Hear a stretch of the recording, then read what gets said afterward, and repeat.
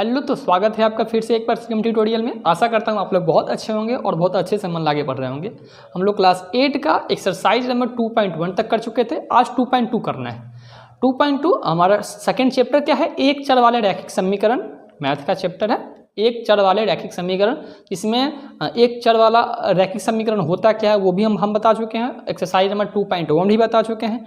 और आज होने वाला है एक्सरसाइज नंबर 2.2। एक्सरसाइज नंबर 2.2 में अगर आप अभी पढ़ने के लिए बैठे हुए हैं तो अभी आप पहले बुक निकाल लीजिए, कॉपी निकाल लीजिए और पेन रेडी रखिए। ठीक है, तैयार है, हथियार तैयार है आप लोगों का। चलिए हथियार तैयार रख करके आक्रमण करने चलते हैं। चलते क्या हम लोग एक्सरसाइज नंबर 2.2 क्या है, एक्सरसाइज नंबर 2.2। हम लोग बारी बारी क्वेश्चन को समझते चलेंगे और बनाते चलेंगे। ठीक है, क्वेश्चन जो है अगर आपके पास बुक है तो बुक में तो क्वेश्चन देख ही सकते हैं, क्योंकि क्वेश्चन इतना बड़ा हम लिखेंगे नहीं। ठीक है, तो आप बुक होगा तो बुक से देख लीजिएगा क्वेश्चन, या फिर हम हो सके तो स्क्रीन पर दिखा देंगे क्वेश्चन। ठीक है, चलिए तो हम चलते हैं पहला क्वेश्चन में। हम लोगों के पास पहला क्वेश्चन है, क्योंकि मेरे पास अभी बुक नहीं है तो एक और मोबाइल की सहायता से जो है हम क्वेश्चन देख रहे हैं। ठीक है, तो क्वेश्चन क्या हम लोग का, यदि किसी संख्या के आधे में से 1/4 को घटाया जाए तो 1/8 प्राप्त होता है। संख्या ज्ञात कीजिए। क्या कह रहा है, कोई संख्या है जिसके आधे में से 1/4 को घटाया जाता है तो 1/8 प्राप्त होता है। पहले इसका समीकरण कैसे बनेगा से देखिए। ठीक है, देखिए क्वेश्चन नंबर 1 क्या है, कह रहा है कि कोई संख्या है, तो हम यह मान लेते हैं संख्या बराबर, क्या मान लेते हैं, माना कि संख्या बराबर x।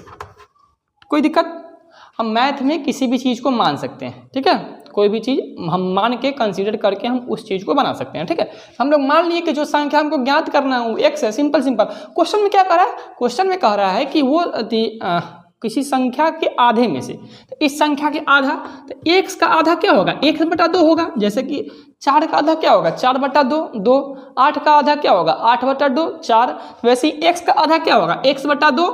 ठीक है, ये इसका आधा हो गया। फिर कह रहा है कि किसी संख्या के आधे में से 1/4 को घटाया जाता है, तो हम इसमें से घटा लिए 1/4, तो हमको प्राप्त होता है 1/8। ठीक, यही हमारा इक्वेशन है। कोई समझने में दिक्कत हुआ नहीं होना चाहिए। देखिए क्या कह रहा है, कोई संख्या है, कोई यहाँ संख्या है, इस संख्या के आधे में से 1/4 को घटाया जाता है तो 1/8 प्राप्त होता है। ठीक है, अब देखिए इसको हम सॉल्व कर लेते हैं। x का मान निकाल लेंगे, जो संख्या हमको निकालना निकल जाएगा। सिंपल देखिए, इसको उठा के उन्हें भेजते हैं। x/2 तो रहेगा ही, ये हो जाएगा 1/8।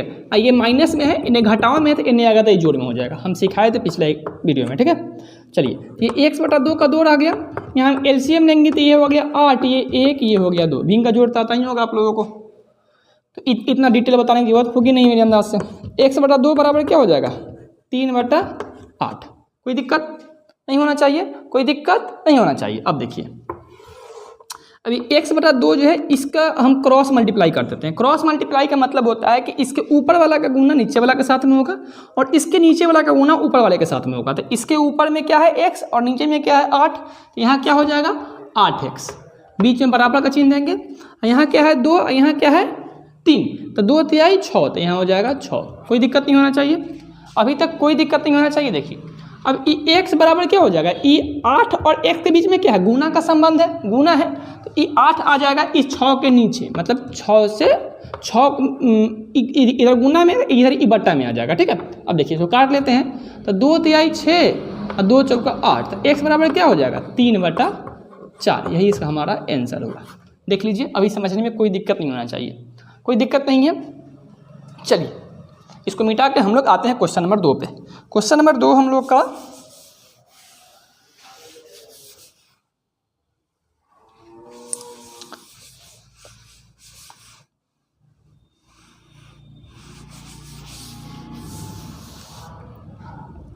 देखिए, क्वेश्चन नंबर 2 क्या है हम लोग का, क्वेश्चन नंबर 2 हम लोग का कह रहा है कि यदि किसी आयत की लंबाई और चौड़ाई का अंतर 5 है और उसका परिमिति 110 मीटर है तो लंबाई और चौड़ाई ज्ञात कीजिए। बहुत आसान क्वेश्चन है। ठीक है, क्वेश्चन क्या कह रहा है कि कोई आयत है, हम ये आयत बनाते हैं, कोई दिक्कत है, लेकिन आयत है, हम सभी को पता है कि आयत की लंबाई ज़्यादा होती है, चौड़ाई कम होती है। पता है कि आयत की लंबाई ज़्यादा होती है, चौड़ाई कम होती है। तो हम लोग क्वेश्चन बनाना स्टार्ट करते हैं। क्वेश्चन नंबर 2, इसका सॉल्यूशन क्या है, तो हम लोग मान लेते हैं किसी न किसी चीज़ को तो मानना पड़ेगा।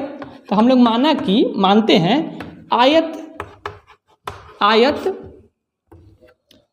आयत की लंबाई बराबर x।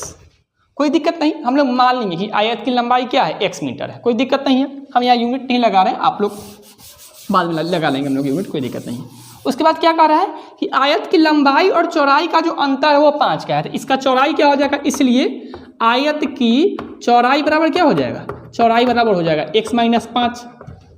ये समझ में आया या नहीं आया? देखिए, अगर किसी चीज़ जैसे कि ये x है और ये x - 5 है, तो x और x - 5 में 5 का अंतर है ना। वही कह रहा है कि आयत की लंबाई और चौड़ाई में अंतर 5 का है। तो आयत की लंबाई अगर x होगा तो चौड़ाई x - 5 होगा। ठीक है, x और x - 5 अथवा x + 5 में भी अंतर 5 का ही है। ठीक है, लेकिन आयत की लंबाई ज़्यादा होती है, चौड़ाई कम होती है, इसलिए हम लोग आयत की लंबाई x माने हैं और आयत की चौड़ाई को x - 5 माने। ठीक है, क्योंकि अंतर 5 का दिया हुआ है। और यहाँ हम लोग को प्रश्न से दिया हुआ है, प्रश्न से क्या दिया हुआ है, प्रश्न से दिया हुआ है आयत का परिमाप। आयत का परिमाप कहिए तब, या फिर आयत की परिमिति कहिए तब। आयत का परिमाप दिया हुआ है हम लोग को 110 मीटर। ठीक है, सभी को पता है कि आयत का परिमाप क्या होता है, 2 × लंबाई + चौड़ाई, पता होना चाहिए हमारे अंदर से, बराबर क्या दिया हुआ है 110। ठीक है, देखिए यहाँ 2 × यहाँ लंबाई क्या माने हम लोग x, चौड़ाई क्या है x - 5 बराबर 110। कोई दिक्कत नहीं है, अभी तक समझने में कोई दिक्कत नहीं होना चाहिए। ठीक है, अब देखिए यहाँ ये x और x, तो यहाँ 2x हो जाएगा, -5 बराबर 110। कोई दिक्कत नहीं है। यहाँ देखिए, अब गुना कर लेते हैं, ये 2 में इससे गुना करेंगे या फिर 2 में इससे गुना करेंगे। तो 2 में इससे गुना किया तो क्या हो जाएगा, 2 दूना 4x -5 दूना 10 बराबर 110। कोई दिक्कत नहीं है। इसके आगे हम इधर बना लेते हैं। यहाँ और क्या हो जाएगा, ये 4x तो यहाँ रहेगा ही, ये इधर माइनस में इधर आएगा तो प्लस में हो जाएगा। ये क्या हो गया 110 जोड़ 10। कोई दिक्कत नहीं। यहाँ हो गया 4x बराबर 110 और 10 को जोड़ेंगे तो हो जाएगा 120।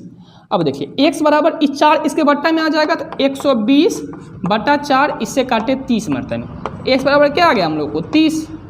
ठीक है, x समान क्या आ गया 30। तो यहाँ अब लिखाएगा अतः, क्या लिखाएगा, अतः आयत की लंबाई जो हम लोग क्या माने थे, जो हम लोग माने थे x, आयत की लंबाई क्या था x बराबर क्या आया 30। यहाँ क्या हो जाएगा 30 मीटर। तथा चौड़ाई क्या था, चौड़ाई हम लोग माने थे x - 5, मतलब कि 30 में से 25 घटा देंगे, 30 में से 5 घटा देंगे तो क्या आ जाएगा 25 मीटर। यही हम लोग का आंसर हो गया।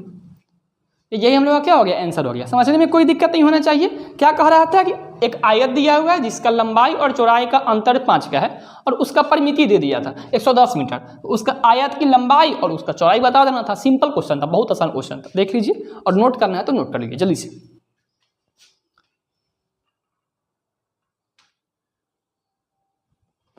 ठीक है, अब आते हैं अगले क्वेश्चन पे।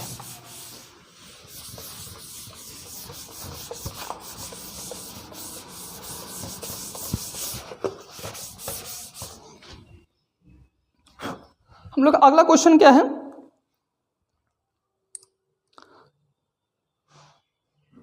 अगला क्वेश्चन कह रहा है, देखिए क्वेश्चन देखिए आप लोग बुक में। क्वेश्चन कह रहा है कि चीनी के मूल्य में 25% की वृद्धि होने पर अब 1 किलोग्राम चीनी का मूल्य 32 रुपया। तो प्रारंभ में चीनी का मूल्य कितना था।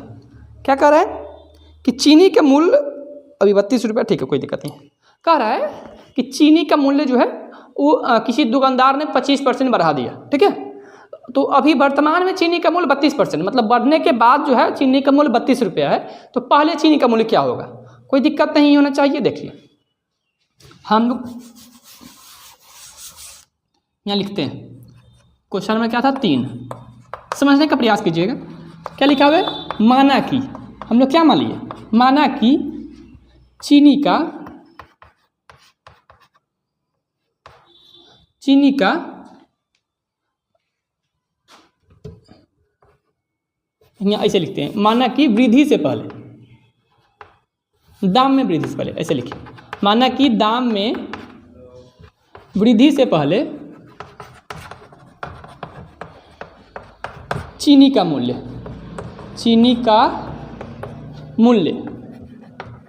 बराबर x। कोई दिक्कत नहीं। हम लोग मान लिए जो चीज़ हमको निकालना वही चीज़ें मान लिए। हम लोग मान लिए क्या कि दाम बढ़ने से पहले चीनी का मूल्य क्या था, 1 रुपया। ठीक है, x था, वहाँ रुपया लगा लीजिए आप लोग अपना से। ठीक है, क्या लिख माने है, माना कि दाम में वृद्धि होने से पहले चीनी का मूल्य 1 रुपया। ठीक है, अब देखिए, अब कह क्या रहा है यहाँ प्रश्न से, हम लोग यहाँ लिख सकते हैं प्रश्न से कि चीनी का मूल्य जो है वो पहले जो चीनी का मूल्य था उसमें 25% का वृद्धि हो गया था। किसका 25%? हमारा 25%, आपका 25% नहीं, इसका 25%। तो x जोड़ x का 25% बराबर हमरा कह रहा है 32 रुपया। कोई दिक्कत नहीं है, ये समझ में आना चाहिए। नहीं आया हम फिर बताते हैं। ये क्या है, x क्या है, x है चीनी का पहले का मूल्य, और ये हम लोग क्या किए, x में x का 25% जोड़ दिए, तब वर्तमान जो चीनी का मूल्य निकल गया। वही ने कह रहा है कि जो पहले चीनी का मूल्य था उसमें 25% की वृद्धि हो गया, तो अब चीनी का मूल्य 32 रुपया है, तो पहले वाला मूल्य बता दीजिए, सिंपल वाला। देखिए अब इसी इक्वेशन पे ही बनेगा, तो यहाँ लिखिए x जोड़ x गुना 25/100, क्योंकि परसेंट का मतलब होता है बट्टा में 100, बराबर हो गया हम लोग को 32। ठीक है, यहाँ x जोड़ ये काट लेते हैं, तो 1/4 यहाँ आ गया, 25 एकम 25, 25 चौका 100, तो यहाँ हो गया x/4 बराबर 32। यहाँ अगर यहाँ और हम लिख सकते हैं, स्टेप बढ़ाते हैं तो और या हम लिख सकते हैं। ठीक है, तो यहाँ हो जाएगा, इसको बटा में हम 1 मान सकते हैं, x/1 लिख सकते हैं, और ये 4 और 1 का लघुत्तम होगा 4, यहाँ हो गया 4x जोड़ x बराबर 32। कोई दिक्कत नहीं है, तो ये 32 5x बराबर, ये 4 लिखिए लेते हैं, बराबर 32। ठीक है, अब देखिए ये इधर भागा में है, इधर जाएगा तो गुना में हो जाएगा, तो यहाँ और 5x बराबर हो जाएगा 32 गुना 4, तो 5x बराबर क्या हो जाएगा, 4 दूना 8, 4 3 12, 128। तो x बराबर क्या हो जाएगा, 128/5, तो x बराबर भाग लगा लीजिए, तो ये हो जाएगा 5 दूना 10 और 50 25.6 रुपया आंसर। भाग लगा कर देख लीजिएगा आप लोग। ठीक है, 25.6 रुपया इसका आंसर होगा। ठीक है, तो पहले चीनी का मूल्य कितना था दाम बढ़ने से पहले, 25 रुपया 60 पैसा, और इसका 25% बढ़ गया, तो अब चीनी का मूल्य कितना है, 32 रुपये किलो। 32 रुपये में 1 किलो चीनी आप लोगों को मिलेगा। ठीक है, अभी भी तो शायद 32 रुपये किलो चीनी है हमारा अंदाज से, नहीं 40 रुपये, याद नहीं है, खरीदारी करने जाता कोने की याद रहेगा। कोई नहीं, क्वेश्चन नंबर 4 देखते हैं हम लोग।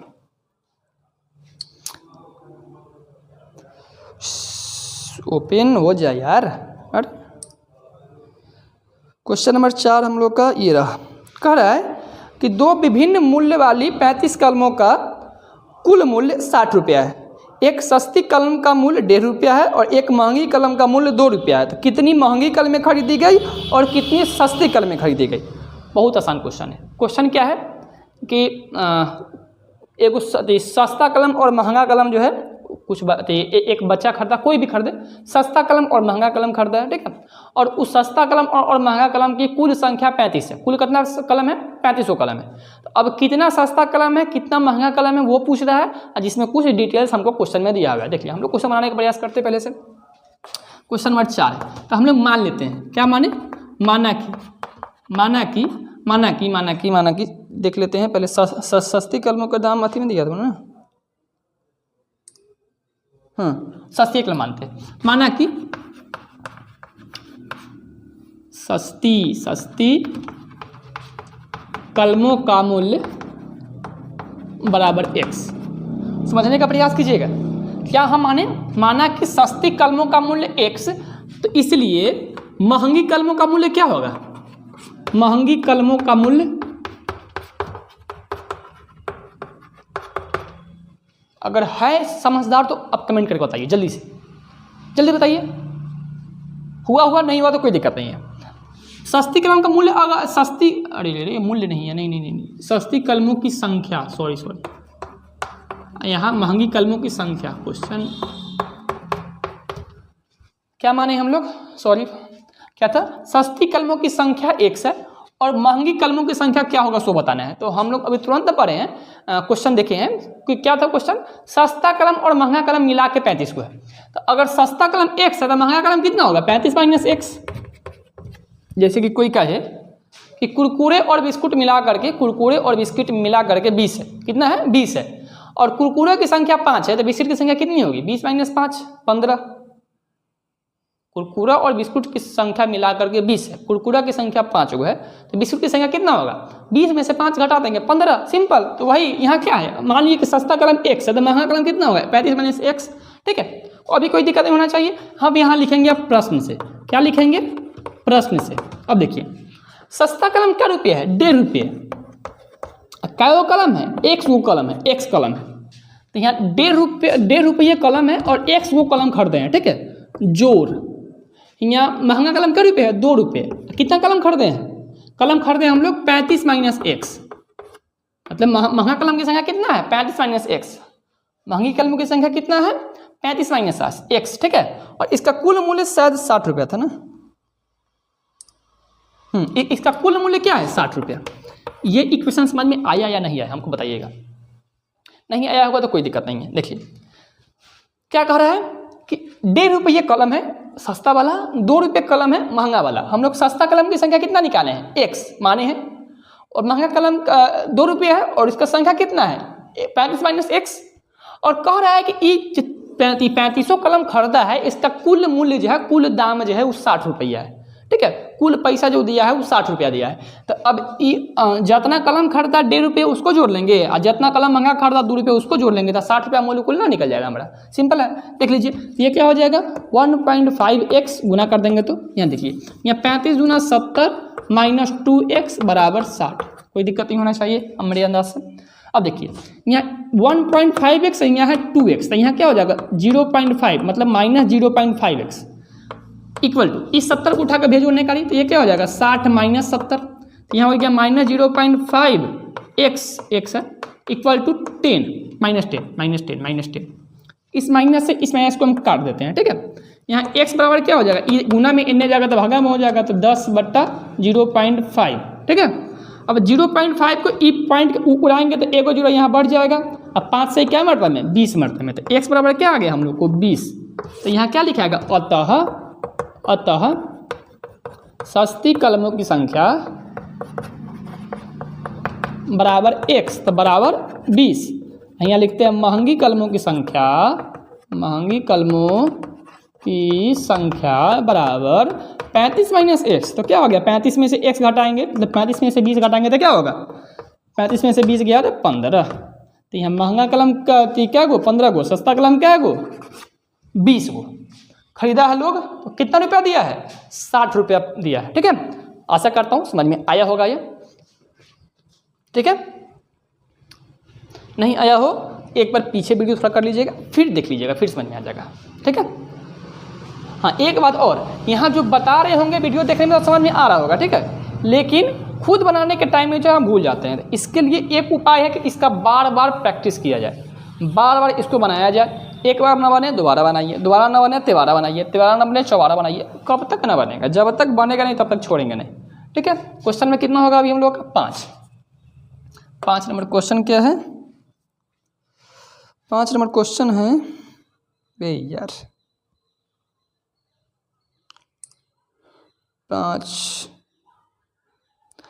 5 नंबर क्वेश्चन है। एक त्रिभुज के तीन कोण जो है उसका अनुपात में दिया हुआ है 2, 3 और 5 के अनुपात में, तो उसके तीनों कोण ज्ञात कीजिए। आप लोगों को पता है कि त्रिभुज के तीनों कोणों का योग कितना होता है? 180 डिग्री। तो यहाँ सीधे हम मान लेते हैं, माना कि यहाँ अनुपात में दिया रहता ना क्वेश्चन, तो सीधे हम लोग मान सकते हैं। माना कि त्रिभुज का पहला कोण बराबर 2x, 2, 3 और 5 के अनुपात में दिया हुआ है।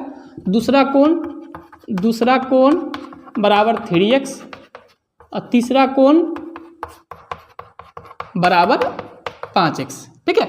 हाँ एक बात ध्यान रखिएगा कि अगर अनुपात में दिया हुआ क्वेश्चन है तो उस सबको x मान सकते हैं, ठीक है। अब सबको पता है,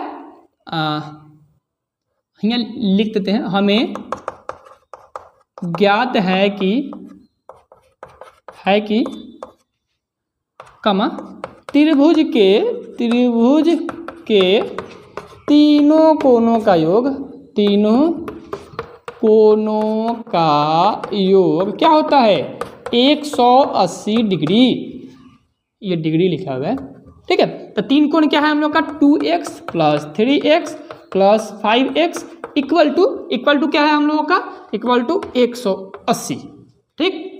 अब देखो 2 3 5 5 10x बराबर 180, इस 10 को उठा कर भेजो निकाली 180 बटा 10, एक जो से एक जीरो कट गया तो x बराबर क्या आ गया 18 डिग्री, ठीक है। तो यहाँ क्या लिखाएगा, अतः पहला कोण क्या माने थे, बराबर 2x 18 दूना 36 डिग्री।